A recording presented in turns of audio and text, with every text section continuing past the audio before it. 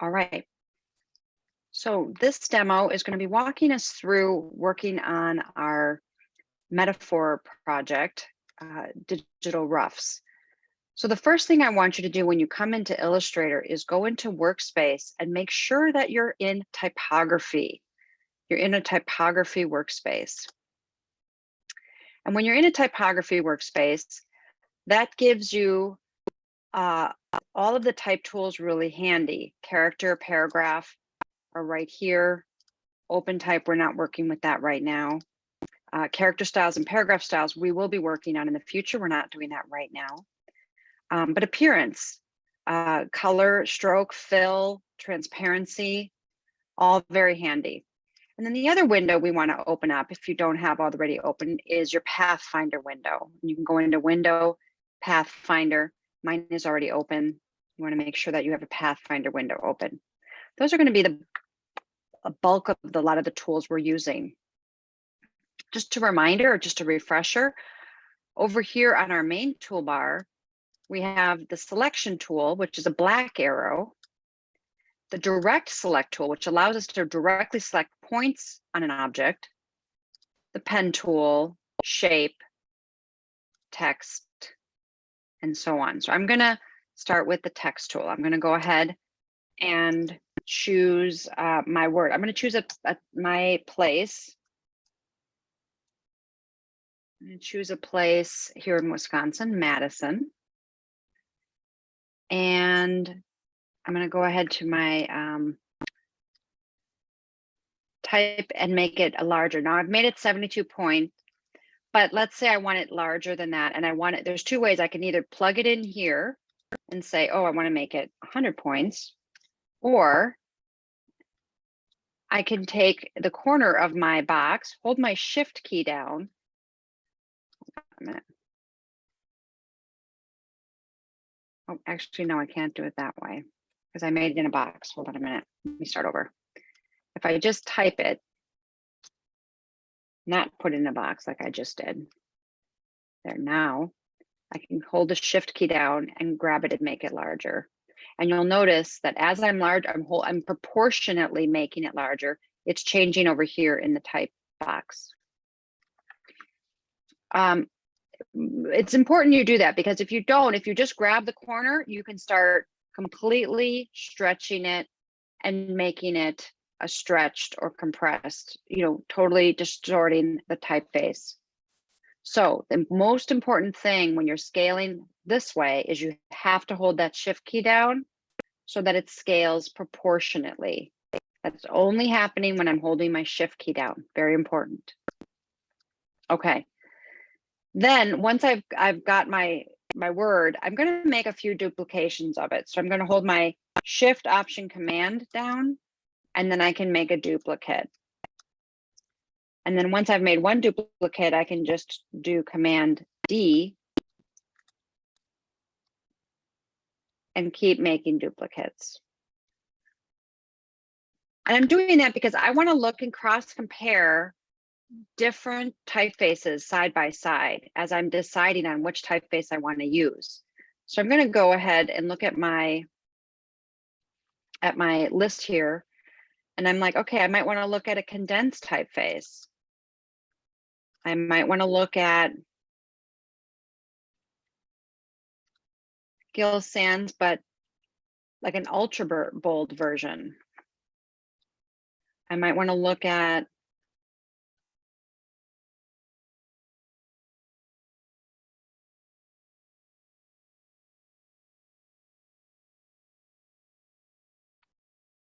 Arial bold. And then I might want to look at some serif typefaces for my design.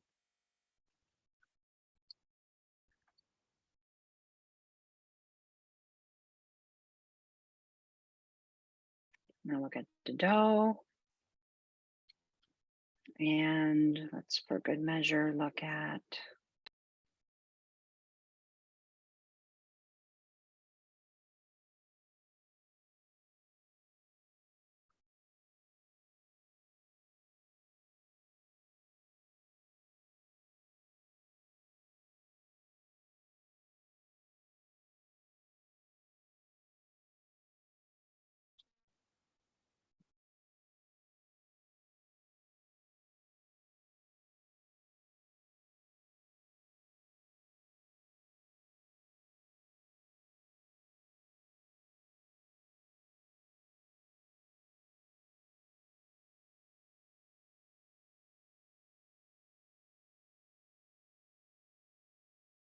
Okay.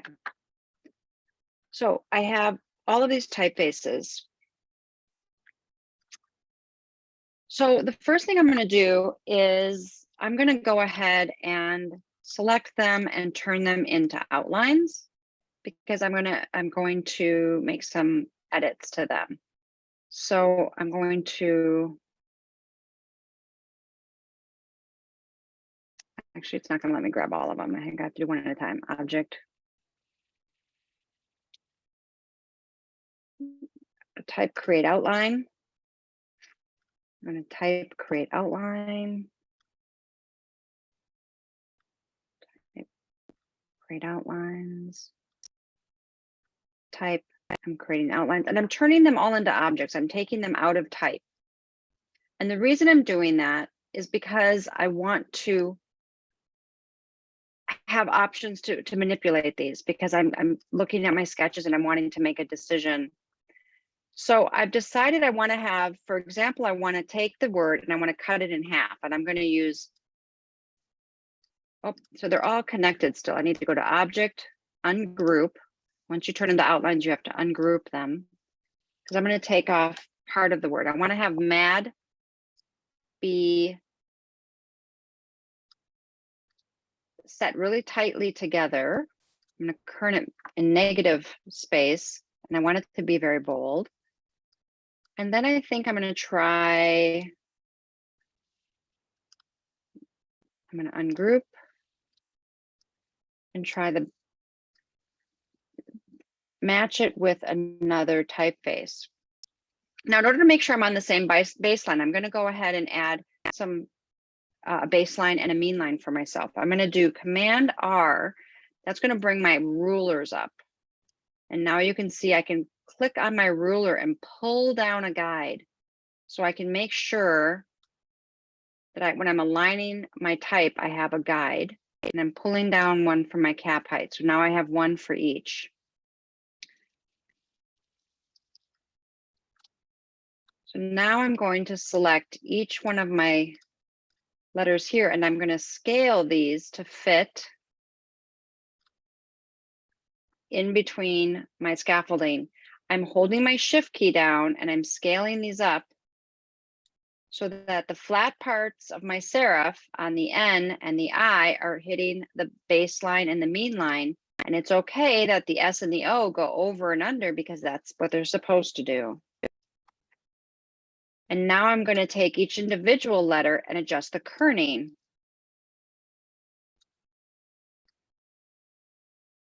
And we've been practicing our kerning. I know you've all been posting. I've been giving you kudos when I see that you've posted and got your 90% or more score. I'm going to make it all a little smaller. Hold the shift key down. I'll adjust my guidelines. Because we're practicing how we want to kern. And you have to complete the full kerning game and get your complete score. It can't just be 1 or 2 words. You got to go through all 10 and get that final score. All right, so just to get some clarity, I'm going to move these other ones out of the way for right now. So here's my word that I have.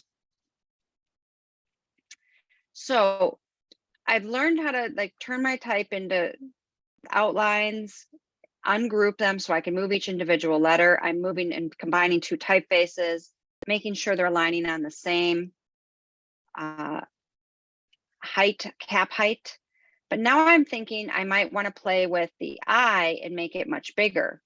So if I just selected my I and came down here and even holding the shift key down, pulled it bigger, that's one way I could adjust it. But let's say I want to just make it longer, keep it the same stroke weight, but make it longer. If I select without holding that shift key down, I'm just pulling it down. I want you to see what's happening to the serifs. What's happening to the serif if I stretch it like this? What's going on? Right, we're losing, the bracket is becoming really big and exaggerated, as well as the serif. That's not what I want to do. So before I get going any further, I'm going to make a copy of my whole thing. I'm going to hold my Shift, Option, Command, and make a copy. And now, I'm going to pull that down even a little bit more. I want to make this eye bigger. And the way I'm going to do that is I'm going to cut it in half and elongate the middle. That way my serifs stay exactly how they are. So I'm going to take the rectangle tool over from my toolbar, and I'm going to draw a rectangle in the middle of my eye. That's going to cut my eye in half. So I'm going to take the rectangle and select, hold my Shift key down and select the eye and the rectangle. I'm holding the Shift key down so I can select both. And go over here to Pathfinder. And in the shape modes, I'm going to use the second choice, which is minus front. And that just cut my eye into two pieces like that. Now I can decide, I have to use the white direct select tool. So I can select just one letter. And I'm going to pull this letter up. And now I'm going to pull the middle down to meet the bottom. Select both of these again and go back over to the Pathfinder shape tool and unite. And now it's the same letter elongated, but notice I have kept the integrity of my serifs. Okay. Another option, I should pause there. Do you have any questions before I join into another?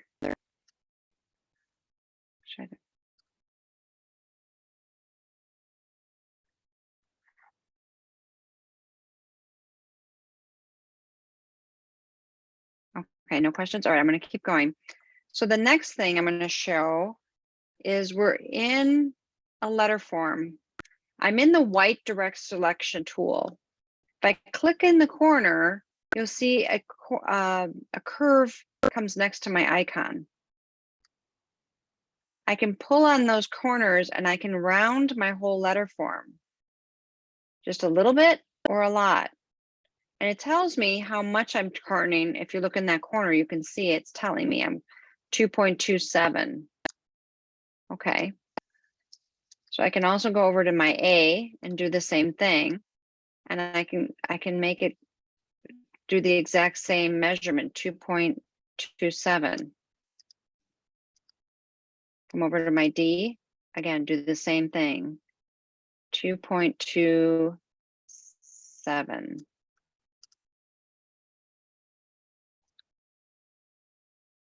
Okay, so that's another way I can manipulate my letter forms. All right, I'm going to pause here and open up the floor to questions about some of the work that you might be working on and you're looking to manipulate. Maybe have questions about how to do something in Illustrator. This is your opportunity to ask away any questions you might have.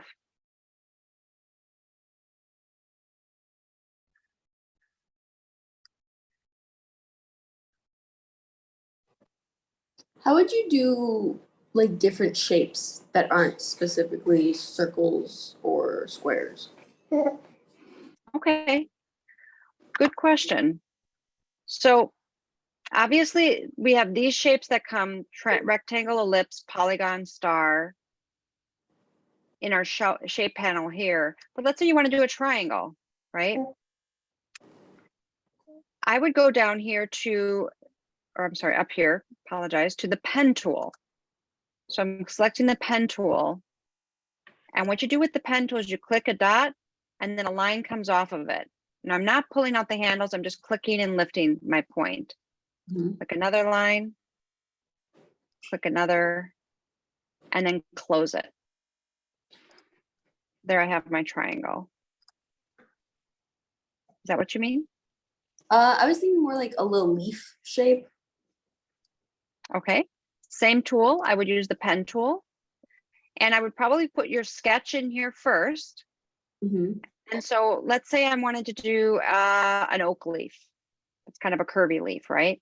Okay. So if I'm going to do an oak leaf, I might pull out, these are the bezanine handles. I'm clicking and pulling to get this curve, clicking and pulling to get the curve, clicking and pulling to get the curve, clicking and pulling, clicking and pulling,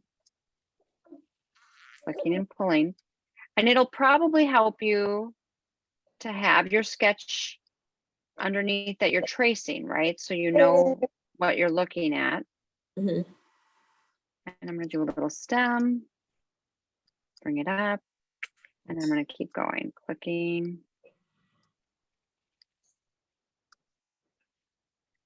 Telling you, I'm probably not remembering what an oak leaf looks like as much as I think I am.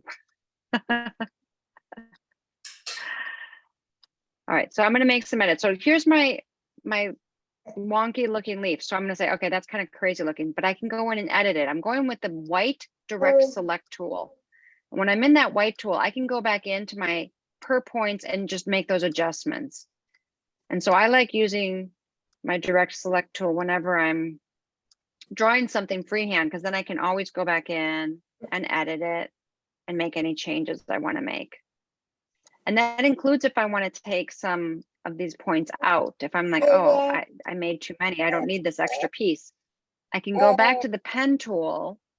And when I lay my pen over a point that I don't want, you can see a little negative line comes up. That's a delete. And I can delete that one. And so now I'm like, oh, okay, that's better. I'm going to go back to my direct select tool. And okay, that's going to be my middle. I'm going to pull this in, adjust the handle. So the pen tool takes some time getting used to. I've been using this tool for a long time, so it's pretty natural to me. I, number one, 100% encourage you, if you do not have a mouse, that this is something you need to communicate, you know, to handle this pen tool. You need a mouse or a stylus. You can use a stylus too if you have a Wacom tablet or a tablet, and you can use a stylus, but you don't want to use a trackpad. It's really difficult to do this with your finger. I'm clicking and moving these elements. So I'm going in and I'm just adjusting, right? So it's starting to come together. It's starting to kind of look like a leaf, right? So I'm playing with these lines and moving it around.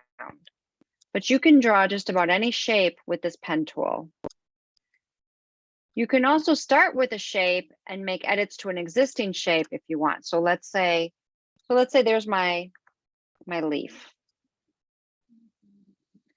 And then I can do another thing where, let's say I take,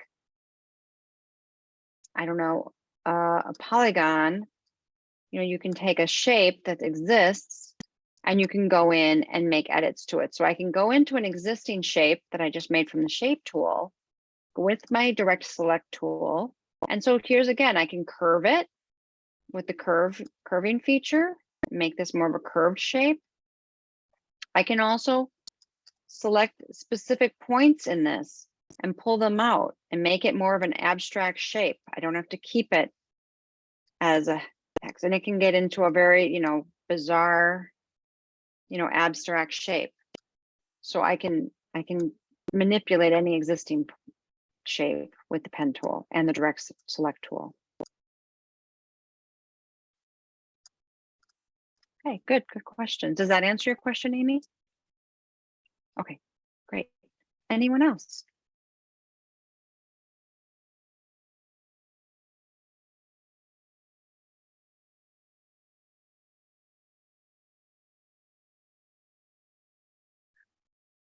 No other questions?